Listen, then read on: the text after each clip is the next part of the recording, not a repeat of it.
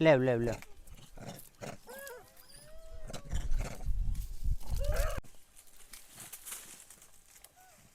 ये महाराज जी की कुटिया दिखाई दे रही है।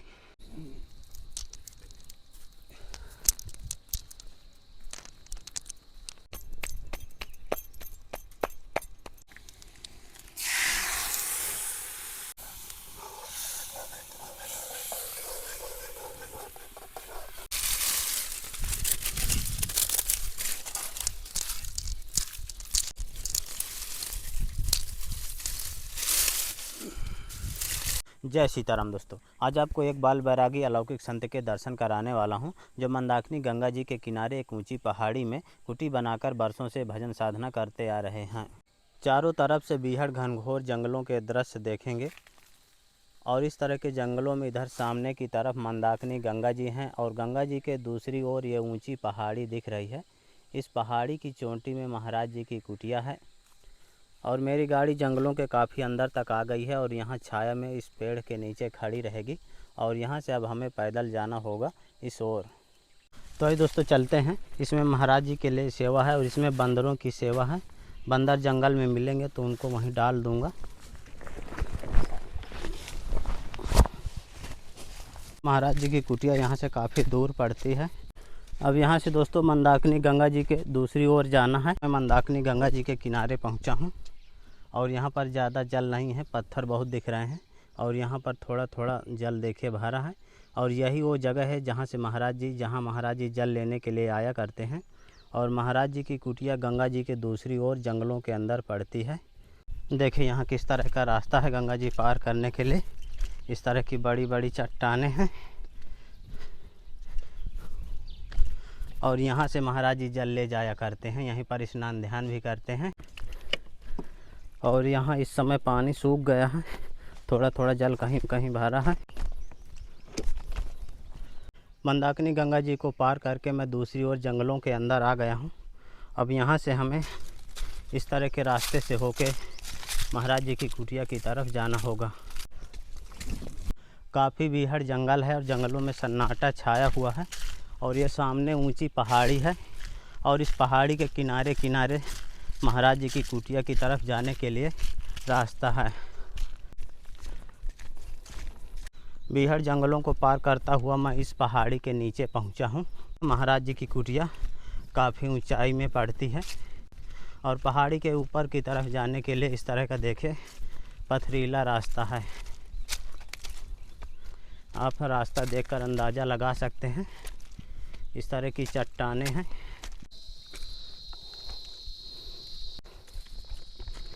पहाड़ों की काफ़ी ऊंचाई में आ गया हूँ।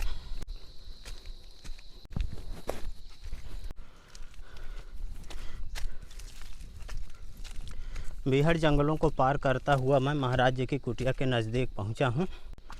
ये महाराज जी की कुटिया दिखाई दे रही है। चारों तरफ से कटीली झाड़ियाँ और छोटे छोटे पेड़ हैं। बीच में महाराज जी की कुटिया है। कुटिया के चारों तरफ आप बीहड़ घनघोर जंगलों के दृश्य देखेंगे। जहाँ तक आपकी दृष्टि जाएगी जंगल ही जंगल देखने को मिलेगा। ये दोस्तों आश्रम परिसर है। कुटिया के बाहर भोले बाबा के दर्शन होंगे। यहीं पर महाराज जी का धूना है और ये दोस्तों महाराज जी की कुटिया है।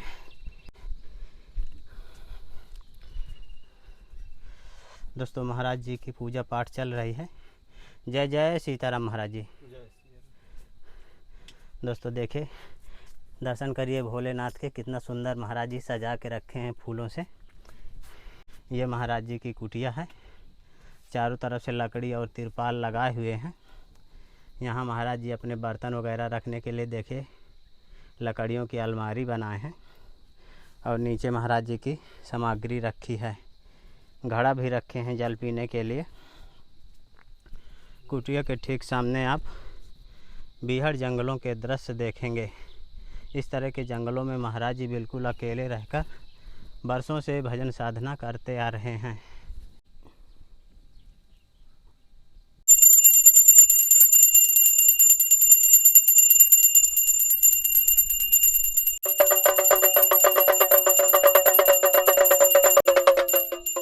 महाराज जी पूजा पाठ के लिए लोटा है आपकी सेवा में।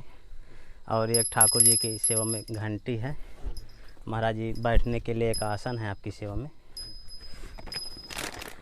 महाराज जी आपकी सेवा में इसमें मिल्क पाउडर है। महाराज जी आपकी सेवा में एक छाता है गर्मी के लिए। और ये महाराज जी हरी सब्जी है इसमें आपकी सेवा में, और टमाटर। महाराज जी आपके लिए आम ले आया था। महाराज जी आपकी सेवा में आटा, और महाराज जी आपकी सेवा में एक घी है। महाराज जी आपकी सेवा में गुड़ है और चीनी। महाराज जी आपकी सेवा में सूजी है। महाराज जी ये सरसों का तेल, ठाकुर जी के लिए अगरबत्ती। महाराज जी सब्जी मसाला, मूंग की दाल। महाराज जी आपकी सेवा में चावल है, और ये चाय प्रसादी। महाराज जी आपकी सेवा में ये छोटी सी भेंट। महाराज जी भक्तों को थोड़ा आशीर्वाद दिया जाए। जैसे महाराज जी आप यहाँ भजन साधना कर रहे हैं, कुटिया में जंगली जानवर आ जाएं तो फिर आते हैं तो चले भी जाते हैं। अच्छा, अंदर नहीं आते महाराज जी? नहीं, रात में महाराज जी डरावनी आवाज़ें भी करते होंगे। हाँ, वो तो बोलते हैं। पूजा पाठ भजन साधना करने के बाद अब महाराज जी प्रसाद बनाने के लिए जा रहे हैं।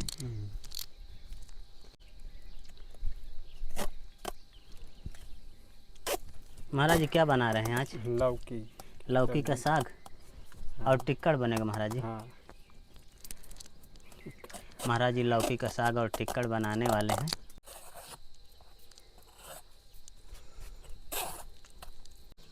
बिल्कुल साधारण सी महाराज जी की कुटिया है जो तिरपाल वगैरह लगा के बनाए हैं। महाराज जी आपकी तिरपाल तो बिल्कुल फट गई है। अब ये बरसात में काम कर जाएगी महाराज जी? नहीं, बरसात में काम करेगा। दोस्तों देखिए महाराज जी की तिरपाल बिल्कुल फट रही है। देखिए बिल्कुल सड़ गई है। ये महाराज जी धूप में यहाँ ख़राब हो जाती है। हाँ, ऊपर वाली भी ख़राब हो गई है। सब खराब हो जाएगी, ये इतना गर्मी पड़ता है ना। दोस्तों महाराज जी की तिरपाल चारों तरफ से फट गई है। बरसात आने वाली है। बरसात में महाराज जी को तिरपाल की ज़रूरत पड़ेगी। महाराज जी ऊपर से भी फट गई है। हाँ, ऊपर से भी। धूप में महाराज जी ख़राब हो जाती है। हाँ, सड़ जाती है धूप में।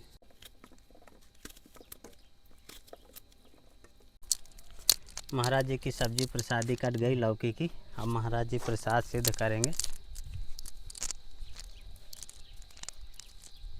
ये महाराज जी का धूना है, यहाँ पर महाराज जी बनाएंगे। हाँ।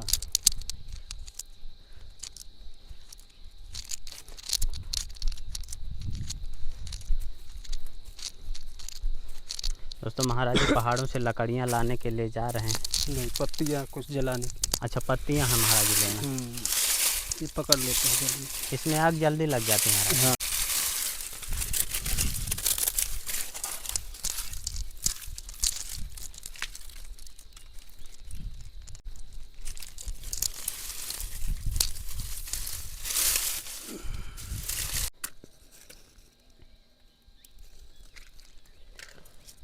महाराज जी का धूना चैतन्य हो गया।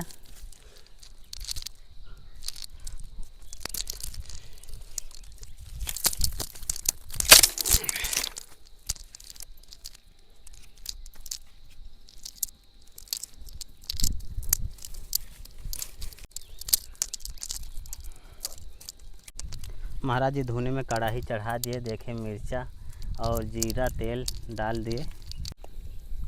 महाराज जी आपकी कुटिया में अभी पेड़ों में पत्ते नहीं आए? अभी तो नहीं आया रहे। 1 महीने में आएंगे महाराज जी। हाँ, 1 महीने नहीं, अब ये तो अब पत्ती थोड़ा थोड़ा ले लिया है। हाँ, थोड़ा थोड़ा आई है महाराज जी, छोटी छोटी। अब ये भी 10-15 दिन में बड़े पत्ते हो जाएंगे। अच्छा, तो प्रसाद महाराज जी धूप में बनाए करते हैं? हाँ। धूप नहीं लगती महाराज जी? इतना आधा घंटा 1 घंटा का समय लगता है। आदत बन गई है महाराज जी। हाँ।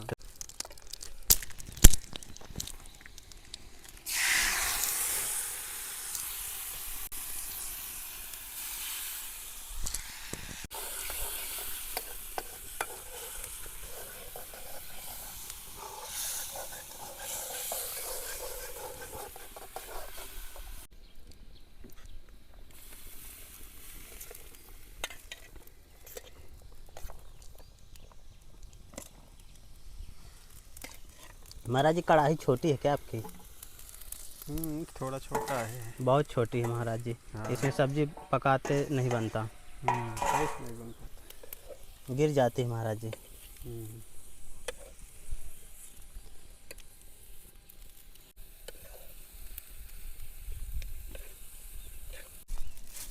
महाराज जी की सब्जी प्रसादी सिद्ध हो रही है और महाराज जी अब आटा लगा रहे हैं कुटिया के अंदर। आटा चाल रहे हैं महाराज जी।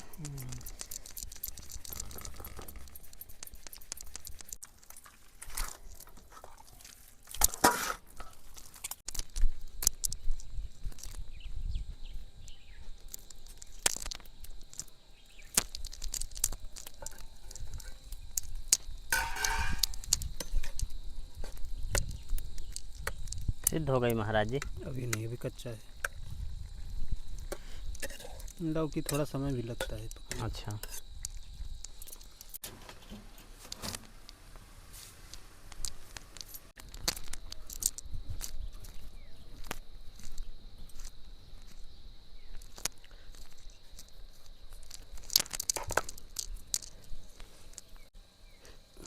दोस्तों महाराज जी की सब्जी प्रसादी सिद्ध हो गई और महाराज जी का आटा भी लग गया। अब महाराज जी टिक्कर प्रसाद बनाएंगे धुने में।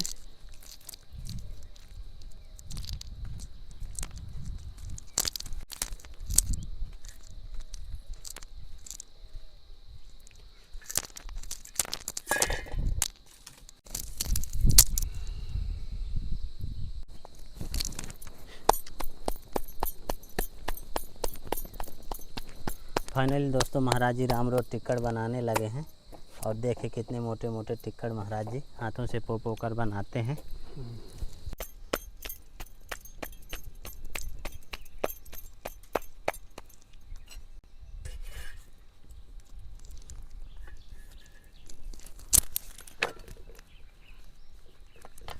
दोस्तों काफ़ी तेज़ धूप है और महाराज जी इस तरह की गर्मी में बढ़िया प्रसाद बना रहे हैं खुले में बैठ करके।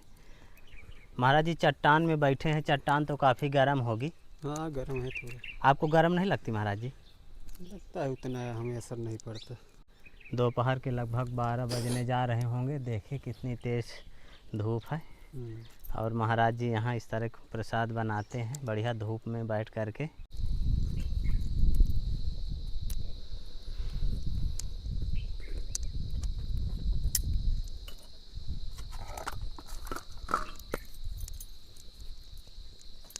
महाराज जी के राम रोड टिक्कड़ कितने मोटे मोटे और खरे खरे टिक्कड़ पका रहे हैं।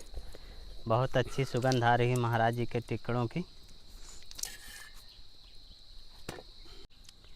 महाराज जी के टिक्कड़ प्रसाद और सब्जी प्रसादी सिद्ध हो गई। अब महाराज जी भोग लगाएंगे।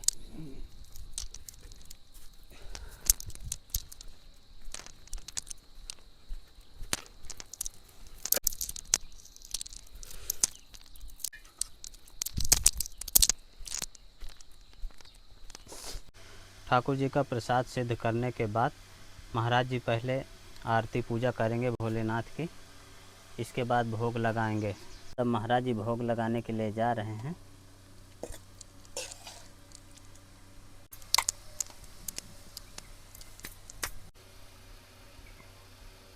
दोस्तों संत सेवा करके जंगलों से निकल रहा था तो देखे पहाड़ों में बंदर मिल गए। बहुत सारे बंदर बैठे हैं और एक बड़ा बंदर महंता मुझे देखकर तुरंत मेरे पास आ गया। इनके लिए चना लाया था, डाल देता हूँ। देखो देखो कैसे खाता है ये महंता है। अब सभी बंदर आएंगे निकल के। आओ आओ आओ। बड़े चाव के साथ मेरे हाथ से उठा के खाता है। धीरे धीरे सारे बंदर आने वाले हैं इधर। देखिए कितने सारे बंदर आ गए पहाड़ों से निकल करके। अभी थोड़ा आगे चलने पर काले वाले बंदर बैठे हैं तो उनको भी डाल देता हूँ। अभी यहाँ पर एक महंता आया है काला वाला। दोस्तों काले वाले तो ऊपर से नहीं उतर रहे, यही लाल वाले आ जाते हैं, इन्हीं को डाल देता हूँ। ले ले ले।